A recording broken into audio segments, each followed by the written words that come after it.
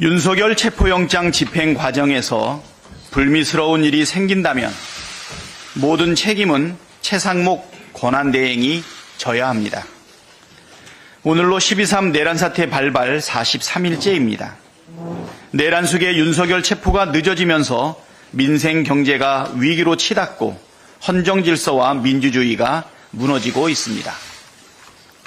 심지어 윤석열은 경호처 간부와 오찬 자리에서 자신의 체포를 막기 위해 총이 안 되면 칼이라도 쓰라고 지시했다고 합니다. 무슨 남미 마약갱 두목입니까?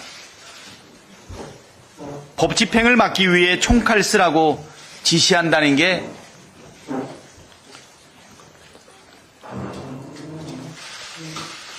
이 와중에 최상목 권한대행은 여전히 뒷짐지고 딴청을 피우고 있습니다. 어제 최상목 권한대행은 관계기관 간의 폭력적 수단과 방법을 사용하는 일만큼은 절대 없어야 한다면서 소속 직원들의 안전과 기관 간 충돌 방지를 위해 상호 간 충분히 협의해 질서 있는 법 집행과 실무 공무원들의 안전을 확보해달라고 지시했다고 합니다. 참으로 황당하고 무책임한 지시 아닙니까?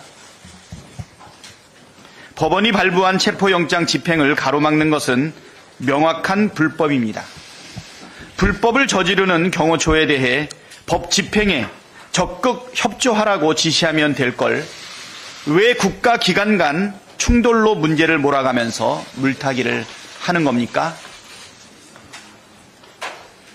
최상목 대행의 지시는 경호처의 불법한 행위를 조장하고 방임하는 것입니다. 헌법과 법률을 수호해야 할 의무가 있고 경호처를 관할할 권한이 있는 만큼 경호처의 불법 행위에 대한 책임이 누구보다 큽니다. 김성훈 경호차장, 이광우 경호본부장 등 불법 행위를 압박하고 조장하고 있는 간부들을 당장 직위 해제하면 그렇게 우려하는 유혈 충돌을 막을 수 있는 것 아닙니까? 만일 체포영장 집행 과정에서 불미스러운 일이 벌어진다면 불법을 조장하고 방임한 최상목 대행이 모든 책임을 져야 할 것입니다. 경호처 경호관들은 상관에 위법한 지시를 따르지 않을 권리가 있습니다. 적법한 체포영장 집행을 막으라는 지시는 불법이고 부당한 지시입니다.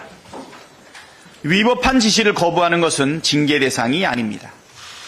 징계를 한다 해도 법률이 정한 소청 심사 등 불복 절차가 있어 구제받을 수 있습니다.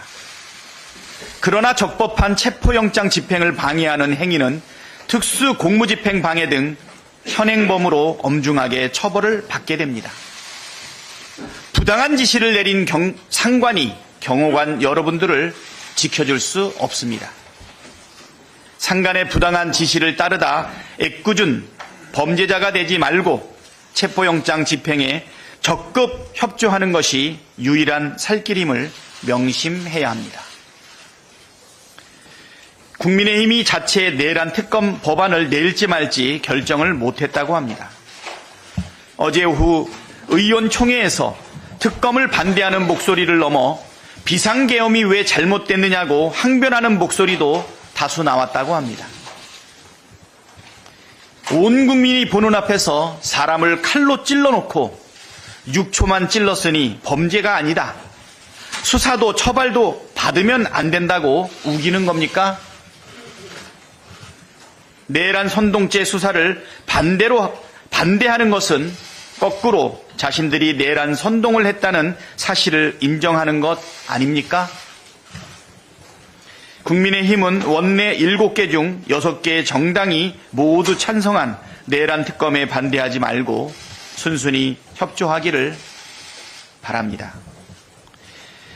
12.3 내란 사태 진상 규명을 위한 국정조사가 오늘부터 본격 시작됩니다.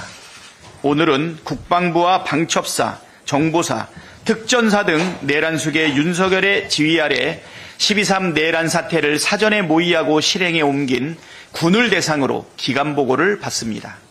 내일은 대통령 비서실과 경호처, 경찰청 등 내란과 직간접적으로 관련된 기관을 추궁할 예정입니다. 민주당은 내란 수계 윤석열과 그 하수인들이 12.3 비상계엄과 내란 사태를 어떻게 획책하고 실행에 옮겼는지, 어떤 자들이 어떤 범죄를 저질렀는지 낱낱이 파헤쳐 국민께 꼭 보고하겠습니다.